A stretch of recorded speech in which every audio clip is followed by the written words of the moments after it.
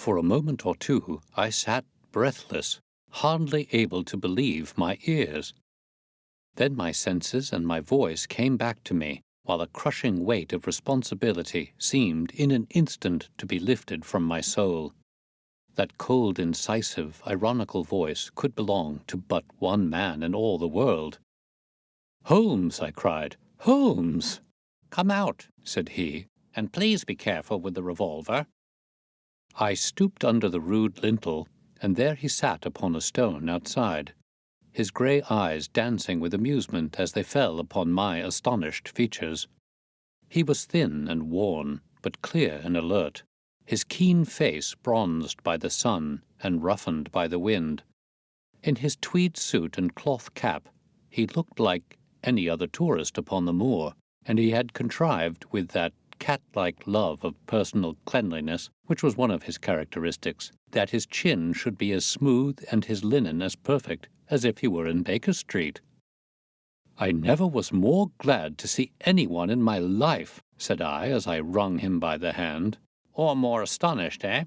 "Well, I must confess to it." "The surprise was not all on one side, I assure you. I had no idea that you had found my occasional retreat, still less that you were inside it, until I was within 20 paces of the door." "My footprint, I presume?" "No, Watson, I fear that I could not undertake to recognize your footprint amid all the footprints of the world. If you seriously desire to deceive me, you must change your tobacconist, for when I see the stub of a cigarette marked Bradley, Oxford Street, I know that my friend Watson is in the neighborhood. You will see it there beside the path. You threw it down, no doubt, at that supreme moment when you charged into the empty hut." "Exactly." "I thought as much, and knowing your admirable tenacity, I was convinced that you were sitting in ambush, a weapon within reach, waiting for the tenant to return." "So you actually thought I was the criminal?" "I did not know who you were, but I was determined to find out." "Excellent, Watson. And how did you localize me? You saw me, perhaps, on the night of the convict hunt when I was so imprudent as to allow the moon to rise behind me?" "Yes, I saw you then."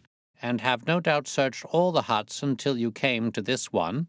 "No, your boy had been observed, and that gave me a guide where to look." "The old gentleman with the telescope, no doubt.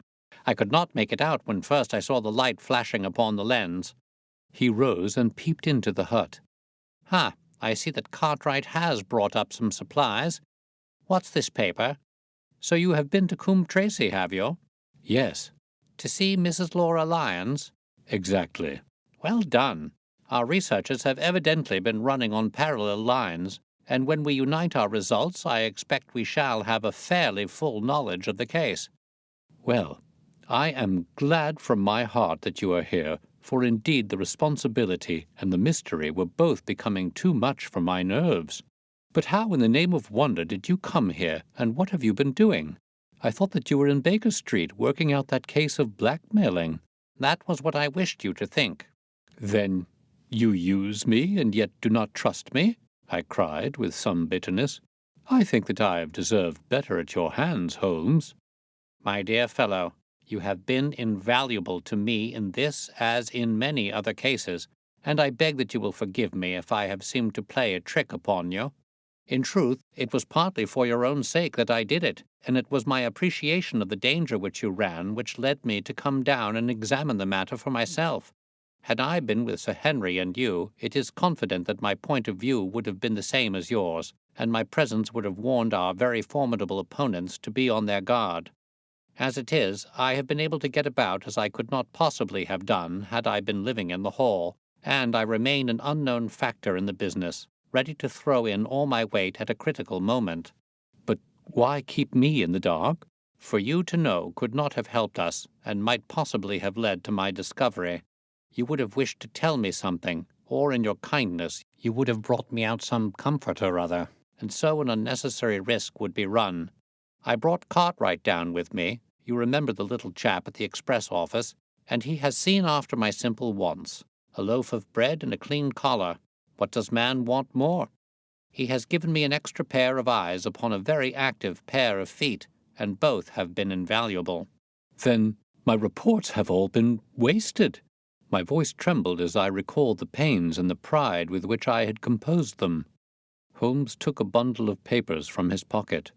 "Here are your reports, my dear fellow, and very well thumbed, I assure you. I made excellent arrangements, and they are only delayed 1 day upon their way. I must compliment you exceedingly upon the zeal and the intelligence which you have shown over an extraordinarily difficult case." I was still rather raw over the deception which had been practiced upon me, but the warmth of Holmes's praise drove my anger from my mind. I felt also in my heart that he was right in what he said, and that it was really best for our purpose that I should not have known that he was upon the moor. "That's better," said he, seeing the shadow rise from my face. "And now tell me the result of your visit to Mrs. Laura Lyons. It was not difficult for me to guess that it was to see her that you had gone, for I am already aware that she is the one person in Coombe Tracey who might be of service to us in the matter. In fact, if you had not gone today, it is exceedingly probable that I should have gone tomorrow." The sun had set, and dusk was settling over the moor. The air had turned chill, and we withdrew into the hut for warmth. There, sitting together in the twilight, I told Holmes of my conversation with the lady. So interested was he that I had to repeat some of it twice before he was satisfied. "This is most important," said he when I had concluded. "It fills up a gap which I had been unable to bridge in this most complex affair. You are aware, perhaps, that a close intimacy exists between this lady and the man Stapleton?" I did not know of a close intimacy. "There can be no doubt about the matter. They meet, they write. There is a complete understanding between them. Now, this puts a very powerful weapon into our hands. If I could only use it to detach his wife—" "His wife?" "I'm giving you some information now in return for all that you have given me. The lady who has passed here as Miss Stapleton is in reality his wife." "Good heavens, Holmes! Are you sure of what you say? How could he have permitted Sir Henry to fall in love with her?" "Sir Henry's falling in love could do no harm to anyone except Sir Henry. He took particular care that Sir Henry did not make love to her, as you have yourself observed. I repeat that the lady is his wife, and not his sister." "But why this elaborate deception?" "Because he foresaw that she would be very much more useful to him in the character of a free woman." All my unspoken instincts, my vague suspicions, suddenly took shape and centered upon the naturalist. In that impassive, colorless man, with his straw hat and his butterfly net, I seemed to see something terrible, a creature of infinite patience and craft, with a smiling face and a murderous heart. It is he, then, who is our enemy? It is he who dogged us in London? "So I read the riddle." "And the warning, it must have come from her." "Exactly." The shape of some monstrous villainy, half seen, half guessed, loomed through the darkness which had girt me so long. "But are you sure of this, Holmes? How do you know that the woman is his wife?" "Because he so far forgot himself as to tell you a true piece of autobiography upon the occasion when he first met you, and I dare say he has many a time regretted it since. He was once a schoolmaster in the north of England. Now, there is no one more easy to trace than a schoolmaster. There are scholastic agencies by which one may identify any man who has been in the profession. A little investigation showed me that a school had come to grief under atrocious circumstances, and that the man who had owned it, the name was different, had disappeared with his wife. The descriptions agreed. When I learned that the missing man was devoted to entomology, the identification was complete." The darkness was rising, but much was still hidden by the shadows. "If this woman is in truth his wife, where does Mrs. Laura Lyons come in?" I asked. "That is one of the points upon which your own researches have shed a light. Your interview with the lady has cleared the situation very much. I did not know about a projected divorce between herself and her husband. In that case, regarding Stapleton as an unmarried man, she counted, no doubt, upon becoming his wife." "And when she is undeceived?" "Why, then we may find the lady of service. It must be our first duty to see her, both of us, tomorrow. Don't you think, Watson, that you are away from your charge rather long? Your place should be at Baskerville Hall." The last red streaks had faded away in the west, and night had settled upon the moor. A few faint stars were gleaming in a violet sky. "One last question, Holmes," I said as I rose. "Surely there is no need of secrecy between you and me. What is the meaning of it all? What is he after?" Holmes's voice sank as he answered. "It is murder, Watson. Refined, cold-blooded, deliberate murder. Do not ask me for particulars. My nets are closing upon him, even as his are upon Sir Henry, and with your help he is already almost at my mercy. There is but one danger which can threaten us. It is that he should strike before we are ready to do so. Another day, 2 at the most, and I have my case complete. But, until then, guard your charge as closely as ever a fond mother watched her ailing child. Your mission today has justified itself, and yet I could almost wish that you had not left his side. Hark!" A terrible scream, a prolonged yell of horror and anguish, burst out of the silence of the moor. That frightful cry turned the blood to ice in my veins. "Oh, my God!" I gasped. "What is it? What does it mean?" Holmes had sprung to his feet, and I saw his dark athletic outline at the door of the hut, his shoulders stooping, his head thrust forward, his face peering into the darkness. "Hush!" he whispered. "Hush!" The cry had been loud on account of its vehemence, but it had pealed out from somewhere far off on the shadowy plain. Now it burst upon our ears, nearer, louder, more urgent than before. "Where is it?" Holmes whispered, and I knew from the thrill of his voice that he, the man of iron, was shaken to the soul. "Where is it, Watson?" "There, I think." I pointed into the darkness. "No, there." Again the agonized cry swept through the silent night, louder and much nearer than ever, and a new sound mingled with it, a deep, muttered rumble, musical and yet menacing, rising and falling like the low, constant murmur of the sea. "The Hound!" cried Holmes. "Come, Watson, come! Great heavens, if we are too late!" He had started running swiftly over the moor, and I had followed at his heels. But now from somewhere among the broken ground immediately in front of us there came one last despairing yell, and then a dull, heavy thud. We halted and listened. Not another sound broke the heavy silence of the windless night. I saw Holmes put his hand to his forehead, like a man distracted. He stamped his feet upon the ground. "He has beaten us, Watson. We are too late." "No, no, surely not." Fool that I was to hold my hand. And you, Watson, see what comes of abandoning your charge? But by heaven, if the worst has happened, we'll avenge him." Blindly we ran through the gloom, blundering against boulders, forcing our way through gorse bushes, panting up hills and rushing down slopes, heading always in the direction whence those dreadful sounds had come. At every rise, Holmes looked eagerly round him, but the shadows were thick upon the moor, and nothing moved upon its dreary face. "Can you see anything?" "Nothing." "But hark, what is that?" A low moan had fallen upon our ears. There it was again upon our left. On that side a ridge of rocks ended in a sheer cliff which overlooked a stone-strewn slope. On its jagged face was spread-eagled some dark, irregular object. As we ran towards it, the vague outline hardened into a definite shape. It was a prostrate man, face downward upon the ground, the head doubled under him at a horrible angle, the shoulders rounded and the body hunched together as if in the act of throwing a somersault. So grotesque was the attitude that I could not for the instant realize that the moan had been the passing of his soul. Not a whisper, not a rustle, rose now from the dark figure over which we stooped. Holmes laid his hand upon him and held it up again with an exclamation of horror.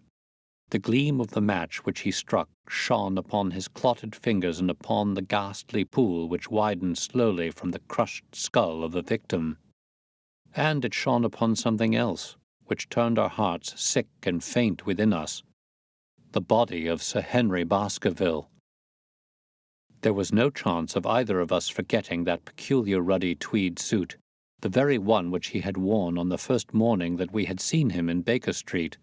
We caught the one clear glimpse of it, and then the match flickered and went out. Even as the hope had gone out of our souls, Holmes groaned, and his face glimmered white through the darkness. "The brute! The brute!" I cried with clenched hands. "Oh, Holmes, I shall never forgive myself for having left him to his fate." "I am more to blame than you, Watson. In order to have my case well-rounded and complete, I have thrown away the life of my client. It is the greatest blow which has befallen me in my career. But how could I know that he would risk his life alone upon the moor in the face of all my warnings? That we should have heard his screams, my God, those screams, and yet have been unable to save him? Where is this brute of a hound which drove him to his death? It may be lurking among these rocks at this instant. And Stapleton, where is he? He shall answer for this deed. He shall. I will see to that.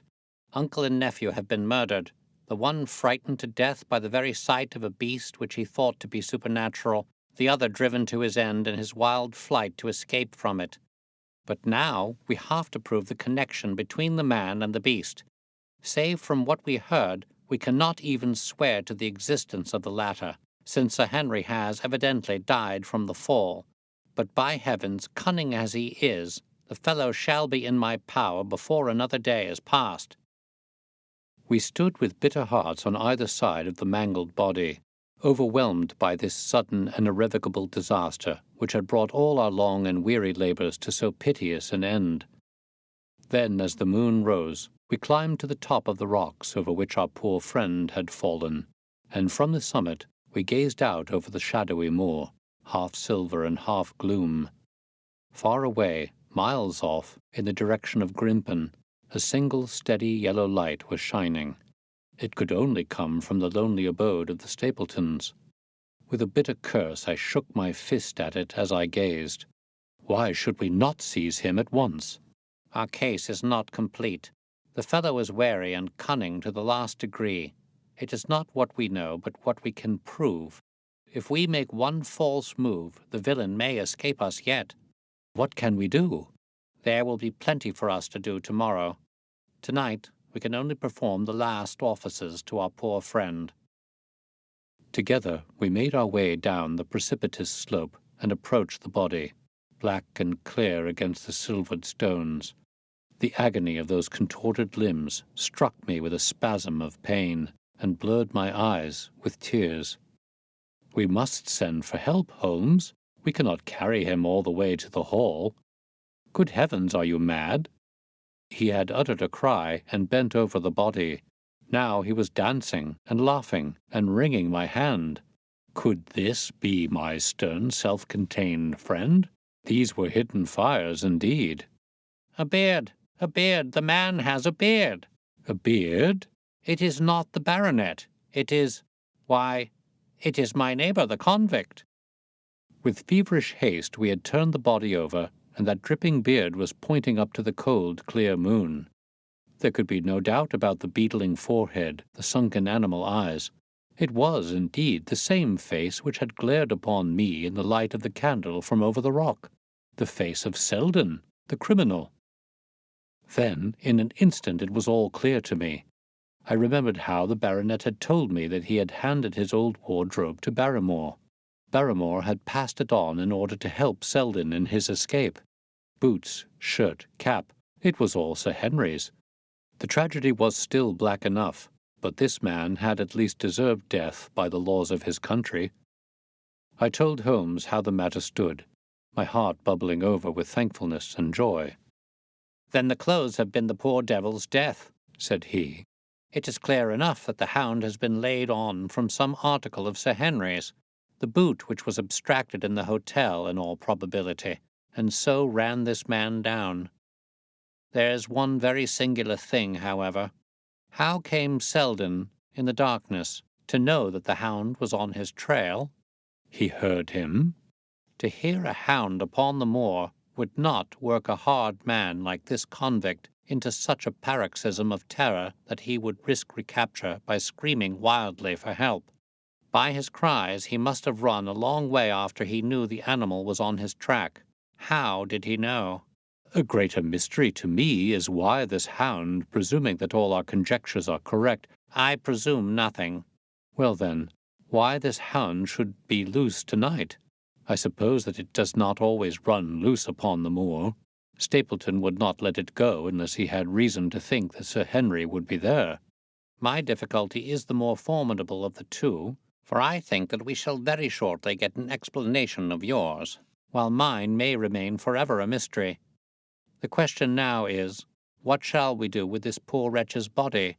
We cannot leave it here to the foxes and the ravens.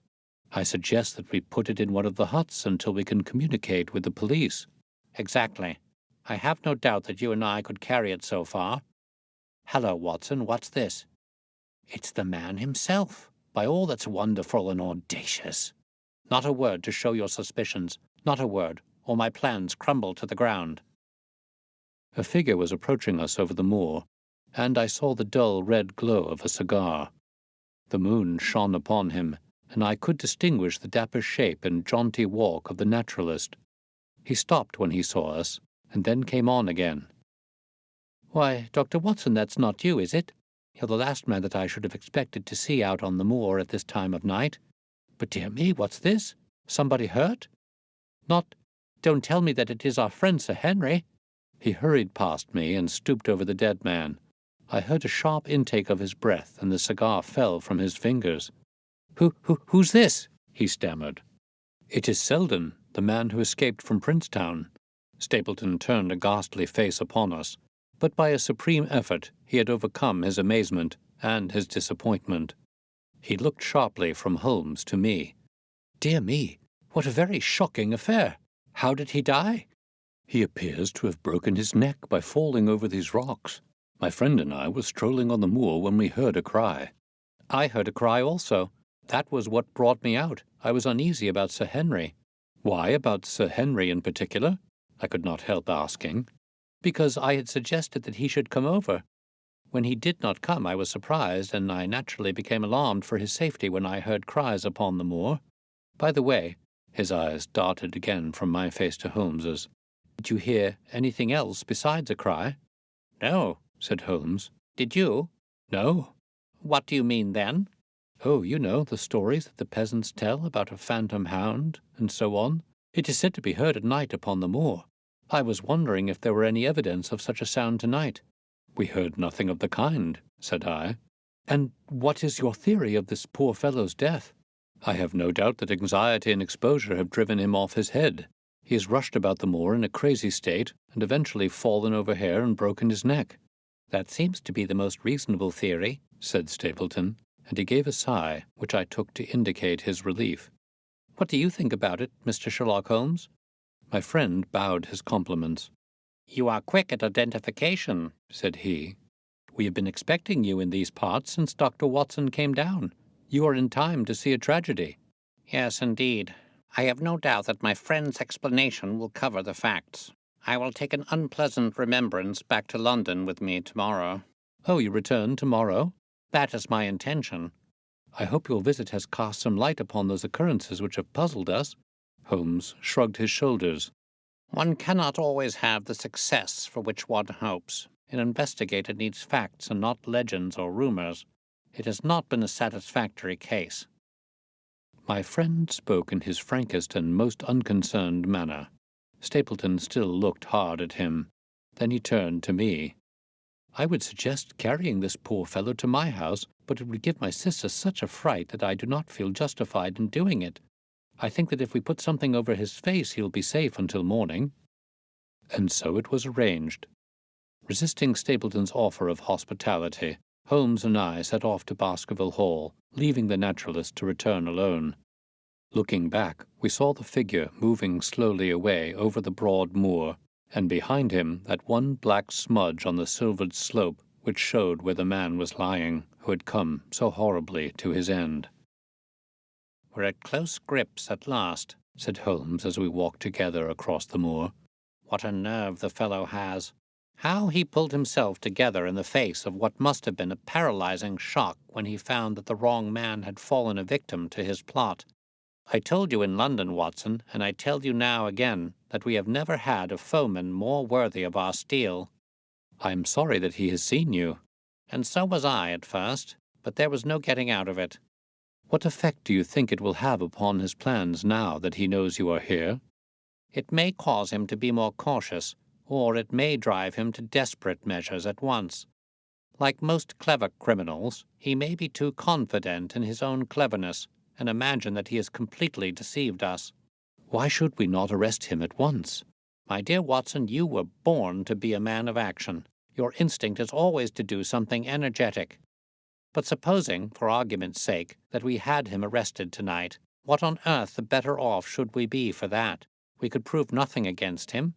There's the devilish cunning of it.